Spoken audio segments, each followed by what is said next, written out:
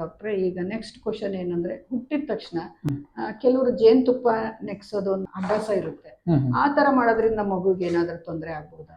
ಜೇನುತುಪ್ಪ ಕೊಡಬಾರ್ದು. ಯಾಕೆ ಇದು ಬಂತು ಅಂತ ನಾನು ರಿಸರ್ಚ್ ಮಾಡುವಾಗ, ಅವಾಗಿನ ಕಾಲದಲ್ಲಿ ಎಕ್ಸಾಂಪಲ್ ಮಗು ತಾಯಿ ಹಾಲು ಬಂದಿಲ್ಲ, ತಾಯಿಗೆ ಏನೋ ತೊಂದರೆ ಇದೆ, ಇಲ್ಲ ಮಗುಗೆ ಹಾಲು ಬರ್ತಾ ಇಲ್ಲ, ಶುಗರ್ ಕಡಿಮೆ ಆಗ್ತಿದೆ ಅಂದ್ರೆ ಅವಾಗ ಅಷ್ಟು ಹಾಸ್ಪಿಟಲ್ ಅಷ್ಟು ಫೆಸಿಲಿಟೀಸ್ ಇರ್ಲಿಲ್ಲ. ಅಟ್ಲೀಸ್ಟ್ ಮಗು ಬದುಕ್ಲಿ, ಸ್ವಲ್ಪ ಬಾಡಿಗೆ ಶುಗರ್ ಹೋಗ್ಲಿ ಅಂತ ಹನಿ ಹಚ್ತಾ ಇದ್ರು. ಕೆಲವೊಂದು ಜನ ನೀರು ಶುಗರ್ ಮಿಕ್ಸ್ ಮಾಡಿ ಕೊಡಿಸ್ತಾರೆ. ಅದು ಪದ್ಧತಿ ಸ್ಟಾರ್ಟ್ ಆಯ್ತು. ಏನಾಗಿದೆ ಅಂದ್ರೆ ನಮ್ಮ ಮೆಡಿಸಿನ್ ಬಹಳ ಮಾಡರ್ನ್ ಆಗಿದೆ. ಇವಾಗ ಮಗುಗೆ ಏನಾದ್ರು ತೊಂದರೆ ಇದೆ, ಎಷ್ಟೊಂದು ಹನಿ ಬಿಟ್ಟು ಬೇರೆ ಆಲ್ಟರ್ನೇಟಿವ್ಸ್ ಇದಾವೆ, ಅದನ್ನ ಕೊಟ್ಕೋಬಹುದು. ಸ್ಟಡಿಯಲ್ಲಿ ಏನ್ ಪ್ರೂವ್ ಆಗಿದೆ ಅಂದ್ರೆ, ಹನಿ ಕೊಡೋದ್ರಿಂದ ಕ್ಲೋಸ್ಟ್ರಿಡಿಯಂ ಅಂತೇಳಿ ಒಂದು ಇನ್ಫೆಕ್ಷನ್ ಆಗುತ್ತೆ ಇಂಟೆಸ್ಟೈನ್ಗೆ. ಮಗುವುದು ಇಂಟೆಸ್ಟೈನ್ ತಾಯಿ ಹಾಲು ಬಿಟ್ಟು ಬೇರೆ ಏನು ಡೈಜೆಷನ್ ಮಾಡಕ್ ಸಾಧ್ಯ ಇಲ್ಲ.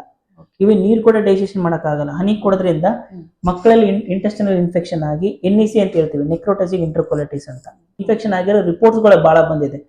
ಅದರಿಂದ ನಮ್ಮ IAP guidelines, American association guidelines ಏನ್ ಹೇಳ್ತಪ್ಪ ಅಂದ್ರೆ, ಹನಿ ಕೊಡ್ಲೇಬಾರ್ದು ಅಂತ ಹೇಳ್ತಾರೆ. ಮಗುಗೆ ಹಾಲು ಕುಡಿಸ್ಬೇಕಾದ್ರೆ ಮಲಗಿ ಕುಡಿಸ್ಬೇಕಾ ಅಥವಾ ಕುತ್ಕೊಂಡು ಮಗುಗೆ ಫೀಡ್ ಮಾಡ್ಬೇಕಾ ಅನ್ನೋ ಒಂದು ಡೌಟ್ ಇರುತ್ತೆ. ಅದಕ್ಕೆ ನೀವೇನ್ ಹೇಳ್ತೀರಾ? ಓಕೆ, ಮಲಗಿ ಕೂಡ ಹಾಲು ಕುಡಿಸ್ಬೋದು, ಕುಂದಿಸ್ಕೊಂಡು ಹಾಲು ಕುಡಿಸ್ಬೋದು. ಅದಕ್ಕೆ ನಾವು ಟೆಕ್ನಿಕ್ ಹೇಳ್ತೀವಿ. ಒಂದು ಬಂದು ಕ್ರಾಡಲ್ ಮೆಥಡ್ ಅಂತ ಹೇಳ್ತೀವಿ. ತಾಯಿದು ಮಗುದು ಹೆಡ್ ತಾಯಿದು ಎಲ್ಬೋ ಹತ್ರ ಇರುತ್ತೆ, ಮಗು ನಿಂಗೆ ಹಿಡ್ಕೊಂತಾಳೆ, ಮಗುಗೆ ಹಾಲು ಕುಡಿಸ್ತಾಳೆ. ಇದು ಕ್ರಾಡಲ್ ಮೆಥಡ್. ಡಿಮ್ಯಾಂಡ್ ಯಾರಿಗೆ? ಮಗುಗೆ ಹಾಲು ಬೇಕು, ತಾಯಿ ಕುಡ್ಸೋರು. ಮಗು ತಾಯಿ ಹತ್ರ ಬರ್ಬೇಕು. ಎಷ್ಟೊಂದು ಜನ ಹಿಂಗ್ ಬೆಂಡಾಗಿ ಹಾಲು ಕುಡಿಸ್ತಾರೆ. ಹಿಂಗ್ ಸೀದಾ ಕುತ್ಕೊಂಡು ಸ್ಟ್ರೇಟ್ ಆಗಿ ಕುತ್ಕೊಂಡು ಈ ಹಾಲನ್ನು ಕಚ್ಕೊಂಡು ನೀವು ಹಾಲು ಕುಡಿಸ್ಬೇಕು. ಇದು ಕ್ರಾಸ್ ಕ್ರಾಡಲ್ ಮೆಥಡ್. ಏನಪ್ಪಾ ಅಂದ್ರೆ, ಮಗುನ ನೀವು ತಲೆನ ಹಿಂಗ್ ಇಟ್ಕೊಂತೀರಾ, ವಾಪಸ್ ತಲೆನ ನೀವು ಹಿಡಿದಿರ್ತಾರೆ ಇಲ್ಲಿ ಕೈಯಿಂದ, ಹಿಂಗ್ ಕುಡ್ಸ್ಕೊಂಡು ಕೊಡ್ತಾರೆ. ಇದು ಕ್ರಾಸ್ ಕ್ರಾಡಲ್ ಮೆಥಡ್. ಇದನ್ನು ಕುಡಿಸ್ಬೋದು. ಸಿಸೇರಿಯನ್ ಆಗಿದೆ, ಅವ್ರು ಕುಂತ್ ಕುಡ್ಸಕ್ ಆಗಲ್ಲ, ಮಲ್ಕೊಂಡ್ ಕುಡಿಸ್ಬೋದಾ? ಎಸ್, ಮಲ್ಕೊಂಡ್ ಕುಡಿಸ್ಬೋದು. ಮಗುದು ತಲೆ ಸ್ವಲ್ಪ ಹೈಟ್ ಅಲ್ಲಿ ಇರ್ಬೇಕು. ಮಗುನ ಹೆಡ್ ನ ನೀವು ಪೋಸ್ಟರ್ ಕರೆಕ್ಟ್ ಆಗಿ ಇಟ್ಕೊಂಡಿರ್ಬೇಕು. ಮಗು ಹೆಡ್ ಕಂಟ್ರೋಲ್ ಆಗಕ್ಕೆ 2 ರಿಂದ 3 ತಿಂಗಳ ಬೇಕು. ಸೊ LSCS ಮಾಡಿದಾಗ ಫುಟ್ಬಾಲ್ ಮೆಥಡ್ ಅಂತ ಹೇಳ್ತೀವಿ. ಅದ್ರಲ್ಲಿ ಏನಾಗುತ್ತೆ ಅಂದ್ರೆ, ತಾಯಿ ಮಲ್ಕೊಂಡಿರ್ತಾರೆ, ಮಗುನ ಸೈಡಿಗೆ ಹಾಕೊಂಡು ಹಾಲು ಕೊಡಿಸ್ತಾರೆ. ಮಗುದ ಹೆಡ್ ಸ್ಟ್ರೇಟ್ ಆಗಿದೆಯೋ ಇಲ್ಲ, ಬೆಂಡ್ ಆಗಿರಬಾರ್ದು. ಮಗುನ ಹೆಡ್ ಸ್ಟೆಬಿಲೈಸ್ ಮಾಡ್ಬೇಕು. ಈ ಒಂದ್ ಕೈಯಿಂದ ಇಲ್ಲ ಈ ಎಲ್ಬೋ ಇಂದ ಹಿಡಿದು ನಾವು ಸ್ಟೆಬಿಲೈಸ್ ಮಾಡ್ಕೊಂಡು ಹಿಂಗ್ ಕುಡ್ಸೋದು. ಮಲ್ಕೊಂಡು ಕೂಡ ಕುಡಿಸ್ಬೋದು.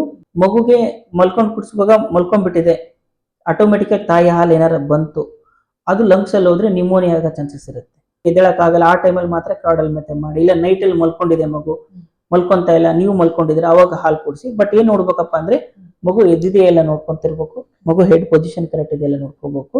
ಮಗು ಮಲ್ಕೊಂಡಿದೆ ಅಂದ್ರೆ ನೀವು ಕ್ರಾಡಲ್ ಮೆಥಡ್ ಅಲ್ಲಿ ಸೈಡ್ ಅಲ್ಲಿ ಹಾಲು ಕುಡಿಸಬಾರ್ದು, ಸ್ಟಾಪ್ ಮಾಡ್ಬಿಡಿ. ಈ ಕೆಲವ್ರಿಗೆ ಏನ್ ಹೇಳ್ತಾರೆ ಡಾಕ್ಟ್ರೆ, ಎಷ್ಟು ಅವರ್ಗೊಂದ್ಸರಿ ಮಗುಗೆ ಹಾಲು ಕೊಡ್ಬೇಕು ಅನ್ನೋದೊಂದು ಡೌಟ್ ಇರುತ್ತೆ. ಇದಕ್ಕೆ ನೀವೇನ್ ಹೇಳ್ತೀರಾ? ಡೈಲಿ ರೌಂಡ್ಸ್ ಮಾಡಕ್ ಹೋಗುವಾಗ ಏನ್ ಹೇಳ್ತಾರೆ ಅಂದ್ರೆ, ಸರ್ ಯಾವಾಗ್ಲೂ ಮಗು ಮಲ್ಕೊಂಡೇ ಇರುತ್ತೆ, ಎದ್ದೇಳದೇ ಇಲ್ಲ ಅಂತ ಹೇಳ್ತಾರೆ ಫಸ್ಟ್ 2 ರಿಂದ 3 ತಿಂಗಳ. ಮಗು ಕೆಲಸ ಏನಪ್ಪಾ ಅಂದ್ರೆ, ಮಲ್ಕೊಳೋದು, ಎದ್ದಾಗ ಎಲ್ರು ನಿದ್ದೆಗೆಡ್ಸೋದು, ಅಳೋದು, ಅಷ್ಟೇ ಕೆಲಸ ಮಗುದು. ಒಂದು ದಿನದಲ್ಲಿ 24 ಗಂಟೆಯಲ್ಲಿ 23 ಗಂಟೆ ಮಲ್ಕೊಳುತ್ತೆ ಮಗು ಫಸ್ಟ್ 2 ರಿಂದ 3 ತಿಂಗಳ. ಡೇಲಿ ಮಲ್ಕೊಂಡಿರುತ್ತೆ, ನೈಟ್ ಅಲ್ಲೆಲ್ಲ ಎದ್ದಿರುತ್ತೆ. ಫಸ್ಟ್ ನಾವು 2 ರಿಂದ 3 ತಿಂಗಳು ಏನ್ ಹೇಳ್ತೀವಿ ಅಂದ್ರೆ, ಡಿಮ್ಯಾಂಡ್ ಫೀಡ್ ಮಾಡಬಾರ್ದು, ನೆಸೆಸರಿ ಕಂಪಲ್ಸರಿ ಫೀಡ್ ಮಾಡ್ಬೇಕು. ಕಂಪಲ್ಸರಿ ಫೀಡ್ ಅಂದ್ರೆ ಏನು? 2 ತಾಸಕ್ಕೊಮ್ಮೆ ಮಗುನ ಎದ್ದೇಳ್ಸಿ ಹಾಲು ಕುಡಿಸ್ಬೇಕು. ಯಾಕಪ್ಪ ಅಂದ್ರೆ ಮಗು ಗೊತ್ತಿರಲ್ಲ, ಮಗು ಶುಗರ್ ಕಡಿಮೆ ಆಗಿ ಮಗುಗೆ ತಾನಾಗಿ ಹಸುವಾಗಿ ಎದ್ದೇಳಕ್ಕಿಂತ ಮುಂಚೆಗೆ 2 ತಾಸಕ್ಕೊಮ್ಮೆ ಹಾಲು ಕುಡಿಸ್ಬೇಕು. ನೈಟ್ ಅಲ್ಲಿ ಹಾಲು ಬಿಡಬಾರ್ದು. ನೈಟ್ ಅಲ್ಲೇ ಬಹಳ ಹಾಲು ಸಿಕ್ರೇಷನ್ ಆಗೋದು, ಪ್ರೊಲ್ಯಾಕ್ಟಿನ್, ಆಕ್ಸಿಟೋಸಿನ್ ರಿಫ್ಲೆಕ್ಸ್ ರಿಲೀಸ್ ಆಗದೆ ನೈಟ್. 2 ತಾಸಕ್ಕೊಮ್ಮೆ ಅಲಾರ್ಮ್ ಇಟ್ಕೊಂಡು 2 ತಾಸಕ್ಕೊಂದ್ಸರಿ ಮಗುನ ಎಬ್ಬಿಸ್ಬಿಟ್ಟು ಹಾಲು ಕುಡಿಸ್ಬೇಕು. 2 ರಿಂದ 3 ತಿಂಗಳಾಯ್ತು, ಮಗು ವೇಟ್ ಗೇನ್ ಚೆನ್ನಾಗಿದೆ, ಹಾಲು ಚೆನ್ನಾಗಿ ಕೊಡ್ತಿದೆ, ನಿಮ್ ಡಾಕ್ಟರ್ ಹೇಳಿದ್ರು ಮಗು ವೇಟ್ ಗೇನ್ ಕರೆಕ್ಟ್ ಆಗಿದೆಯಪ್ಪ ಅಂದ್ರೆ ಅವಾಗ ಡಿಮ್ಯಾಂಡ್ ಫೀಡ್ ಬೇಕಾದಾಗ ಕೊಡೋದು.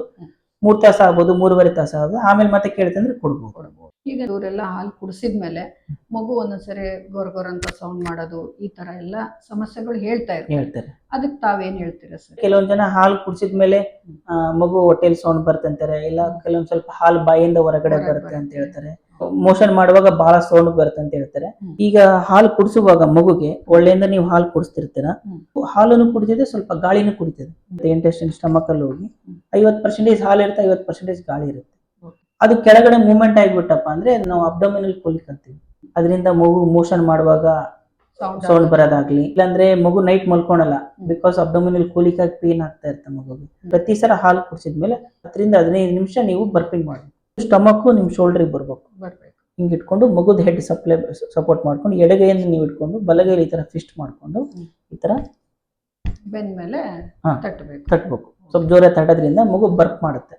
ಬರ್ಕ್ ಮಾಡದೇ ಇರ್ಲಿ, ಮಗು ಗಾಳಿ ತಗೊಂಡಿದ್ರೆ ಗ್ಯಾಸ್ ಬರುತ್ತೆ, ಬರಲ್ಲ. ಬಟ್ ಕಂಪಲ್ಸರಿ 10 ನಿಮಿಷ ಮಾಡಿದ್ಮೇಲೆ ಮಗುನ್ ಮಲಗಿಸ್ಬೇಕು. ಕೆಲವರು ಇನ್ನೊಂದು ಏನು ಡೌಟ್ ಕೇಳ್ತಾ ಇರ್ತಾರೆ ಅಂತ ಹೇಳಿದ್ರೆ, ಹಾಲು ಕುಡಿದ ತಕ್ಷಣನೇ ಕೆಲವು ಮಕ್ಳು ಕಕ್ಕಿ ಬಿಡ್ತವೆ ಸರ್, ಹಾಲೇ ದಕ್ಕಿಲ್ಲ, ಹಾಲು ಕುಡಿತು ಹೊಟ್ಟೆನೆ ಖಾಲಿ ಆಯ್ತು ಸರ್, ಅದಕ್ಕೆ ಏನ್ ಮಾಡ್ಬೇಕು?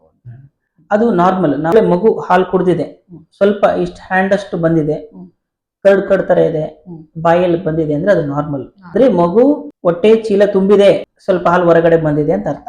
ಅದೇ 50% ಜಾಸ್ತಿ ಹಾಲು ಬಂತು, ನೀವು ಒಂದು ಹಾಲು ಇಷ್ಟು ಕುಡಿಸಿದ್ರೆ ಅಂತ ತಿಳ್ಕೊಳ್ಳಿ, ಜಾಸ್ತಿ ಹಾಲು ವಾಮಿಟ್ ಮಾಡ್ಕೊಂಡಿದೆ, ಕಂಟಿನ್ಯೂಸ್ ಈ ಮೂಗಲ್ ಬಾಯಲ್ಲಿ ಬರ್ತಿದೆ, ಬಿಳಿ ಹಾಲು ಬರ್ತಿದೆ ಅಪ್ಪ ಅಂದ್ರೆ ಅದು ತೊಂದರೆ. ಸ್ವಲ್ಪ ಮಗು ರಿಗಸ್ಟೇಷನ್ ಮಾಡೋದು, ರಿಗಸ್ಟೇಷನ್ ಅಂತೀವಿ ಅಂದ್ರೆ ಕಕ್ಕೊಳೋದು ಅಂತ ಹೇಳ್ತೀವಿ, ಕಕ್ಕೊಳೋದು ನಾರ್ಮಲ್.